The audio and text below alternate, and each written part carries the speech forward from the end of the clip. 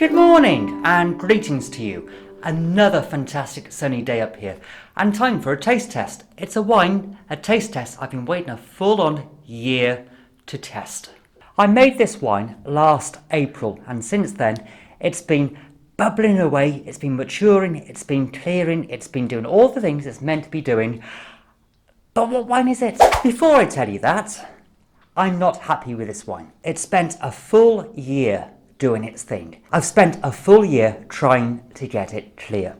I've tried every trick I know. I've used the eggshells to try and clear it. I've tried cold crushing it. I've tried chemical finings times numerous different things. I've tried egg whites. I've tried every method I know to try and clear it.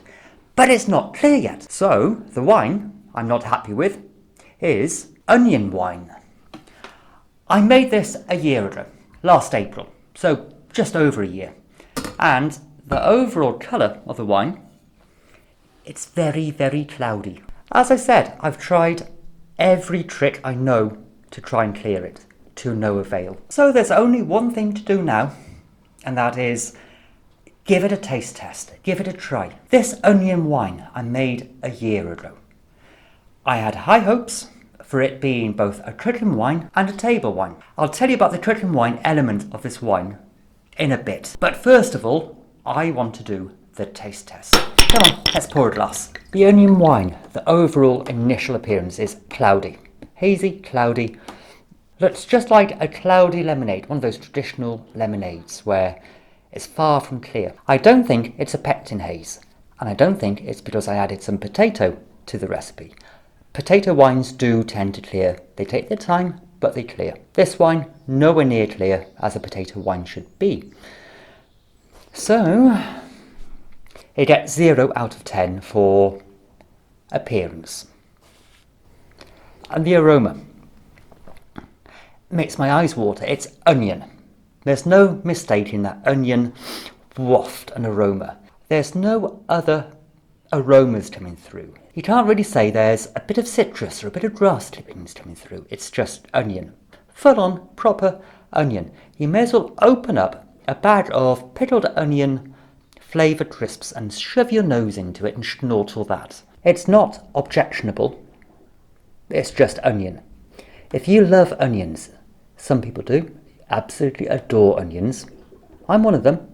This might be palatable to you on the nose. However, it would definitely overpower a lot of dishes if you had this as a table wine. And now, taste. Let's try.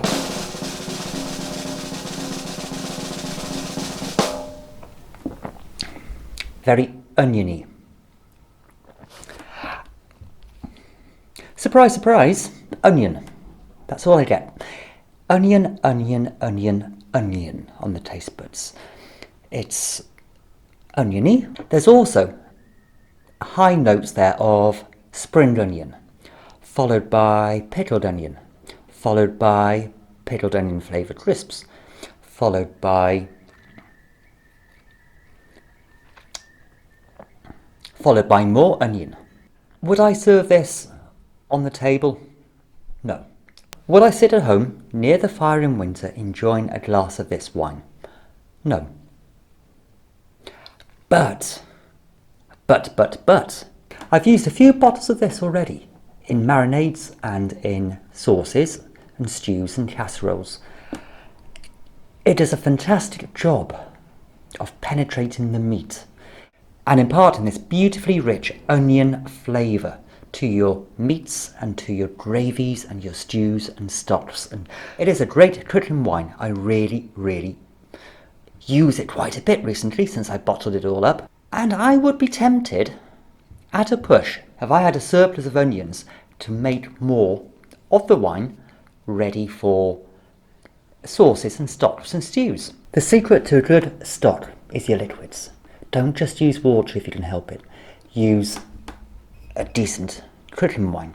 This also goes really well with mussels if you want to marinate your mussels in something. Or your limpets if you go foraging down the coast. Onion wine, limpets, cockles, mussels, fantastic. That's what I've been eating the past few days, and hey, I like it. I have a few bottles of this wine left, and I have an idea for it. I'm going to try and turn the onion wine into onion vinegar. I think it would go marvellously well to pickled onions. It's going to have that whole combination of the acidity, the onionness, or even pickled eggs. It might just add that extra flavour to it. So I will dilute the wine and vinegarize it. Onion flavoured vinegar. Now there's a novel idea, isn't it? Seaweed vinegar's been done, and that's fantastic. Rosehip vinegar's been done, that's also fantastic. But onion vinegar, I can really see that happening. So why don't you subscribe and you'll be notified when I make my onion vinegar and also other homebrew experiments I make. If you missed the onion wine recipe and you want to see it, it's going to be coming along any second now.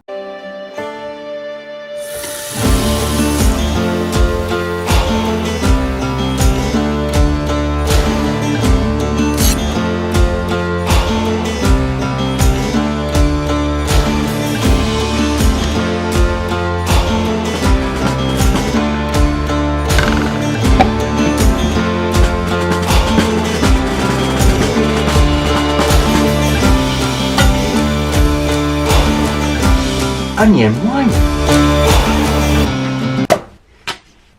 Why not? I made garlic wine, smelling awesome after that initial week. It's looking beautiful, it's starting to clear. Anyway, so onion wine. You might think it would be a cooking wine. Well, it can be if you want it, but it does make a really sweet, delicious table wine. Did you know that? Oh, nor did I until now. So come on then, let's get on and make some onion wine. Fantastic. So onion wine, as I just said, it can make a really great cooking wine or a really sweet table wine. I'm sure it's quite popular in France. Anyway, onto your onions. I'm using a generic, big, homegrown, meaty, big onion. It weighs about 1 kilo, this one does, so a fair size. You need 1 kilo of onion and about 1 kilo of lovely fresh homegrown spuds. Fantastic. There's a bit of a debate out there amongst onion winemakers as to whether you should boil your onion or fry it.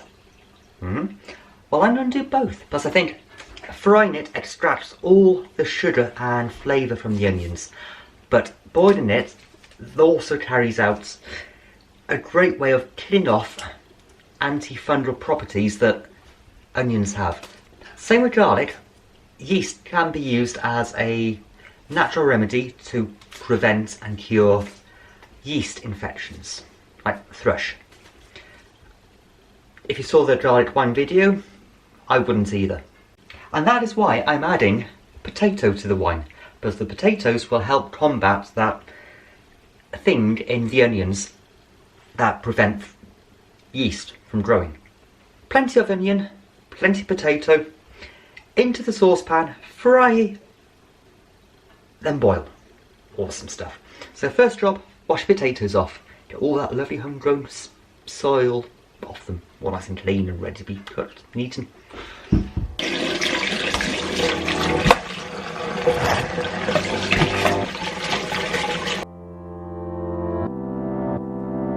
And then simply slice and dice your spuds.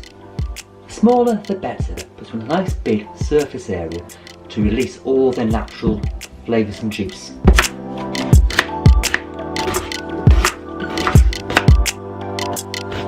Once you've chopped your potato, you want to move on and prepare your onion.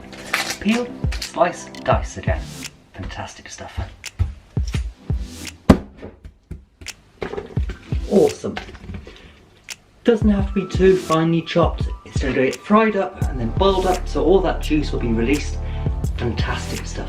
Next up, grab your saucepan and put the onion straight in on a high heat and allow to fry.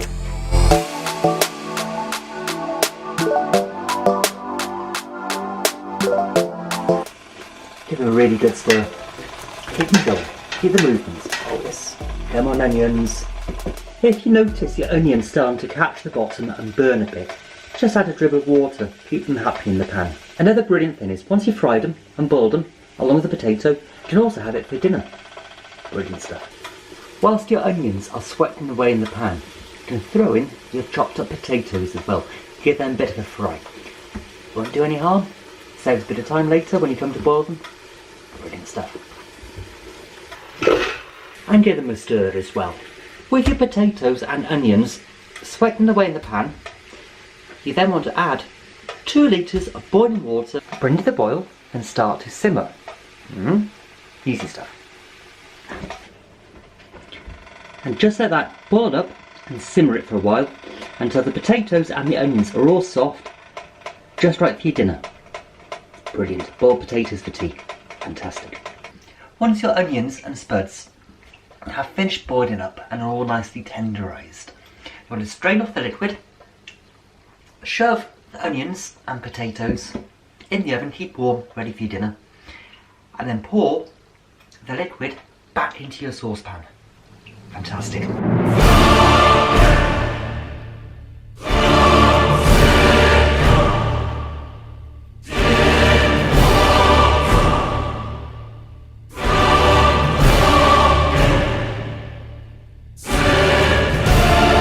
That is one of the beauties of making this type of wine. There's pretty much zero waste.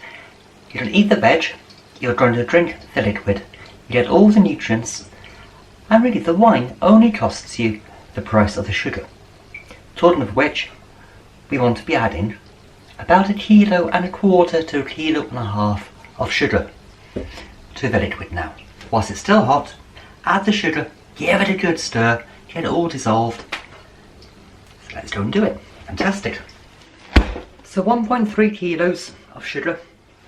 I'm not adding too much sugar at the moment. I want to try and add some more sugar as it ferments, as it bubbles along, just to try and keep that alcohol level right the way up there, because I think this can be a brilliant strong wine with all those potatoes.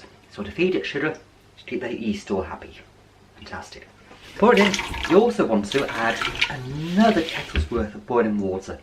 Bring it up to about 4.5 litres worth.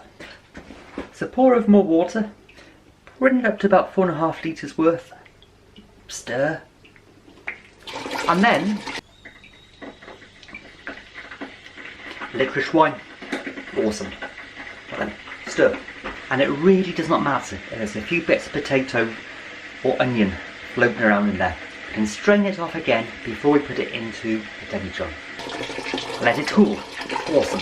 And I'll be back with you when this has cooled down and I've enjoyed some licorice wine. See you soon. Well now, I've allowed the sugar and onion potato liquid to cool. It is looking awesome. There's a few lumps of potato still floating around in there. That's why a strainer comes in handy. So I'm going to strain it through a strainer, through a sieve, and place it into a sterilised demijohn. Oh yes, fantastic. Winemaking really is so simple. Basic kitchen equipment: saucepan, a sieve, a jug. You don't need much specialist equipment at all, if any. Really simple. Come on.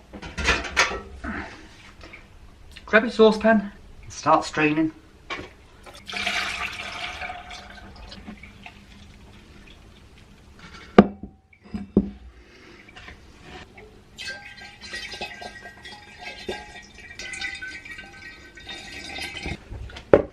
And just pour it straight into your demijohn. Awesome. And then just simply, very, very simply, add some yeast nutrients and some yeast. About a teaspoon of each. And pour it in. Put your airlock into the top and let it stand in a warm place for 2 or 3 weeks. Let it ferment right the way out till dry. And then back to sweeten if you fancy. Or if you don't, drink it. Maybe let it mature for a bit first, I don't know yet, but I will be doing a taste test of this wine very, very soon when it's ready, just to find out how it actually is. So why don't you subscribe and stay tuned for that notification about the taste test for this onion wine. It's smelling delicious, it's going to be awesome. Right, see you all soon, have fun now. Bye bye.